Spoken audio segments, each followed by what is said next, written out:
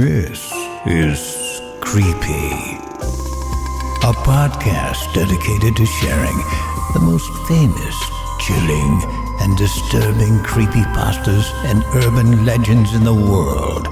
Whether these stories truly happened or are simply fabrications is for you to decide. These stories may contain graphic depictions of violence and explicit language. Listener discretion is advised. Creepy presents The 31 Days of Horror. Day 32. Come on. Seriously? You didn't get enough of this for the last month. You really need more? Well, as long as I have your attention, I wanted to say a few things. First of all, I'm extremely happy to announce that Creepy's now part of the Bloody Disgusting Podcast Network. Yes, the Bloody Disgusting. The best source for horror news on the internet. Second, I'm proud to say that Creepy has an official sound designer in Steve Blizin of the Drift and Ramble podcast. Say hi, Steve. Hey there. Thanks, John. As a longtime fan of your work, it's really an honor to get to work with you, so thanks for the opportunity. You've already been enjoying Steve's work this last month with stories like The Elevator Ritual, Tulpa, 11 Miles, and many more.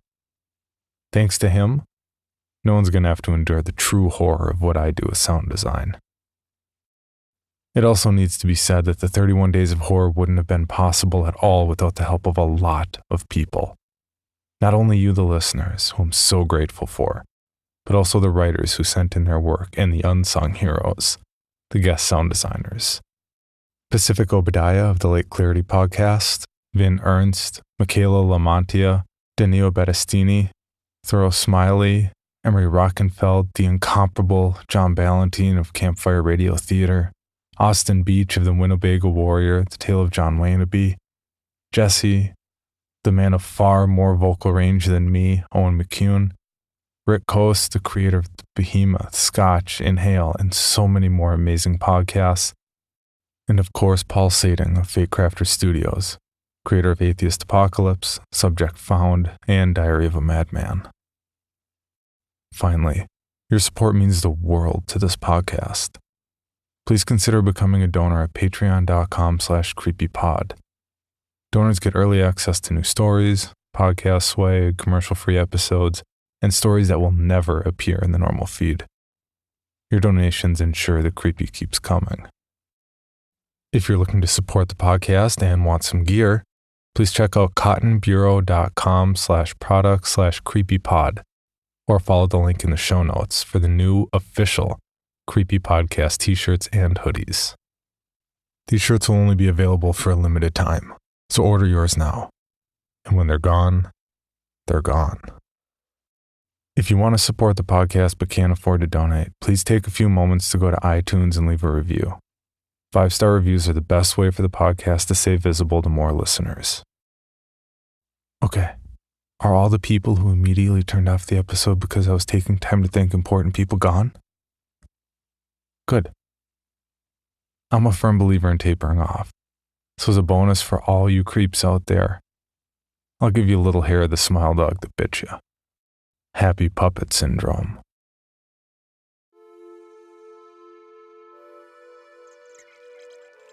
It was simple, we thought. Take a few chromosomes, slice them up, put them over there, and hey, perfect human being. I'm still not sure what went wrong. Maybe miscalculation, a misprocedure, or maybe something beyond our control. Who knows? We, a few of my psychologist colleagues and I, were intrigued by human emotion. Anger, despair, euphoria. Was it possible to lock the mind into one emotion? To lock it into a euphoric state so that no sadness or anger would cloud its thoughts? Theoretically, yes. I won't describe the procedures of our experiments to you, both because I wouldn't want you to repeat them, but I also fear I will go mad if I have to recount them. The terrible things we did. We were ambitious, youthful. Nothing could stop us, and no one could tell us we were wrong. All I will tell you is that we got a hold of a few stem cells, nurtured them into fetuses, and tampered ever so slightly with the genetics.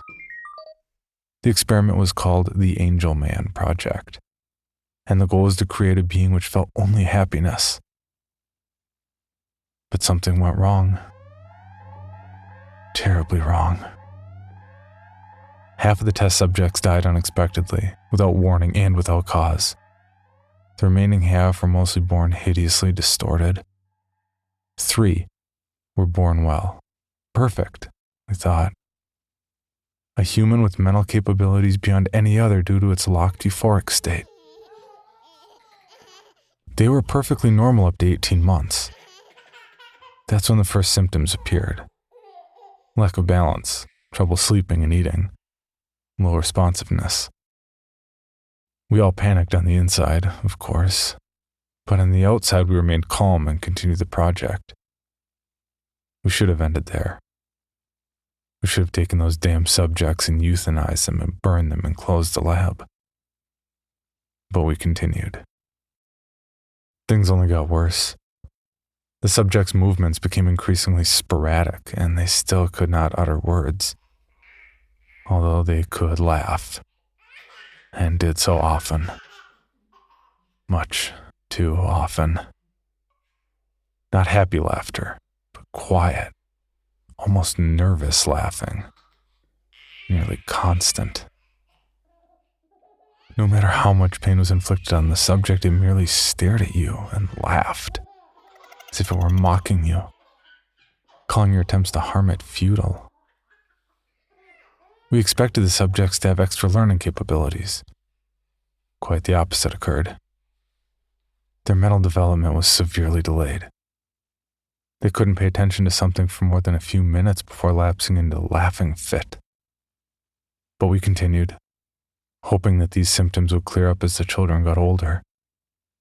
We gave a name to these symptoms. Happy puppet syndrome. Because the mindless movements of the children made it seem like they were puppets on strings.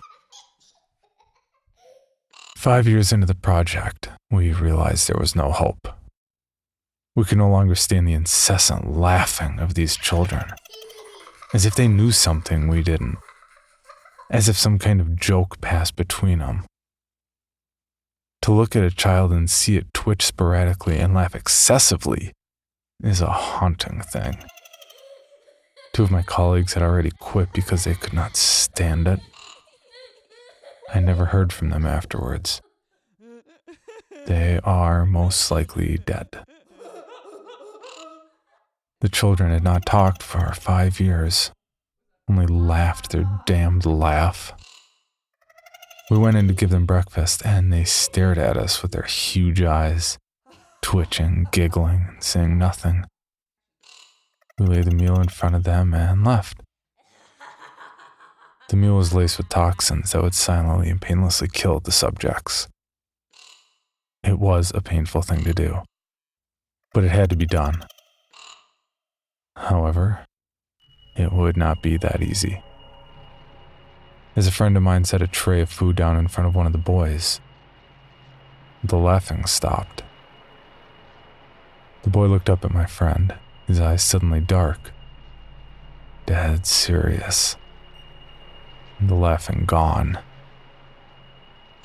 They continued to stare at him and twitch for a while. My friend was in shock and would not move. My colleagues and I stood with pen and notepad ready to take notes.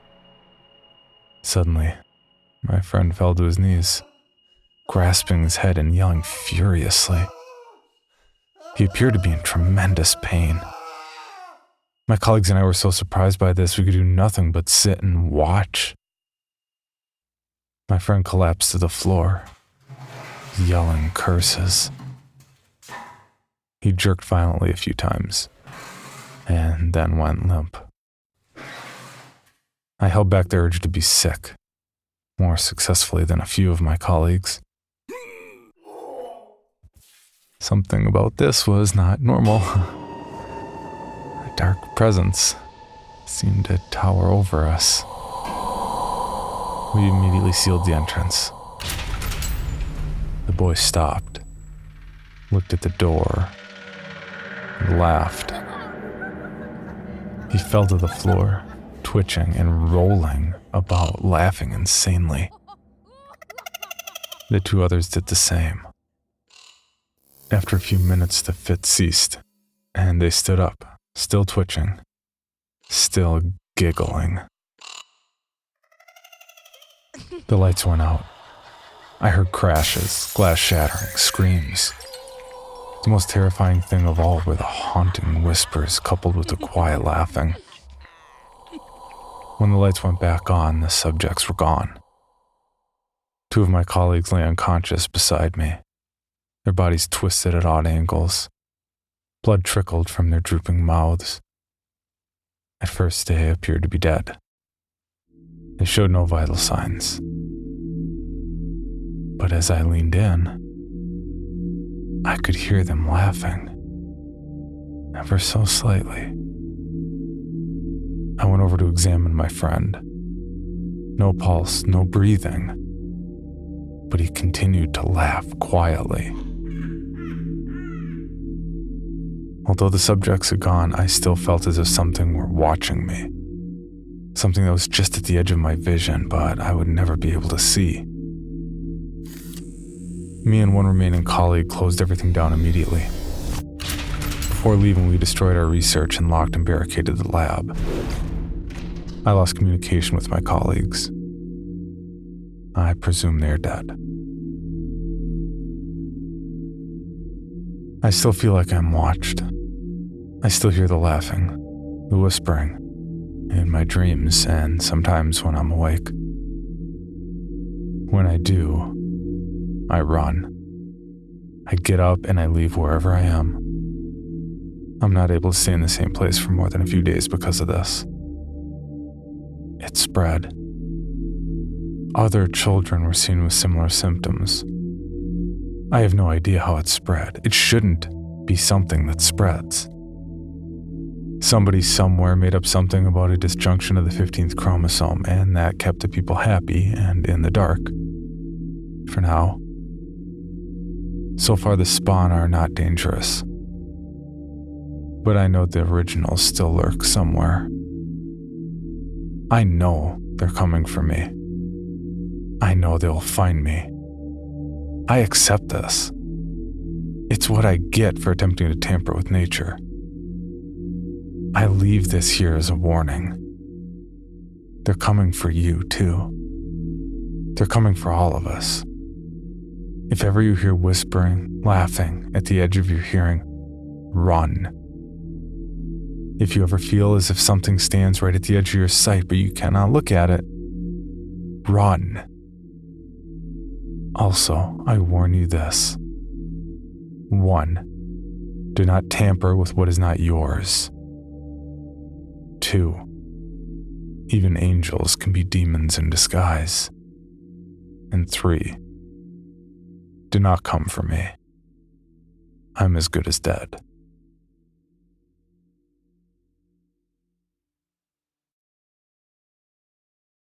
The preceding manuscript was found in an abandoned and hidden laboratory discovered deep in an Alaskan forest.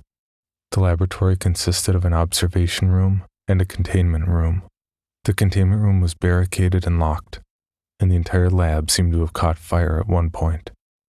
Traces of blood were found after the containment room was breached and a window was shattered.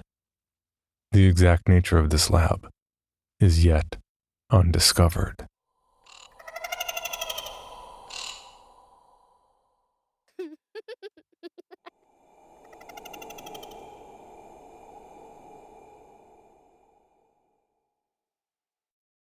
For more information, including pictures and videos of the stories told on this podcast, or to suggest stories for future episodes, please visit us at CreepyPod on Twitter, Instagram, and Facebook, or email us at creepypod@gmail.com.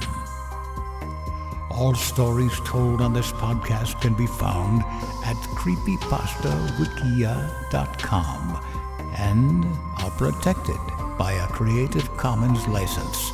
Some rights reserved unless otherwise stated.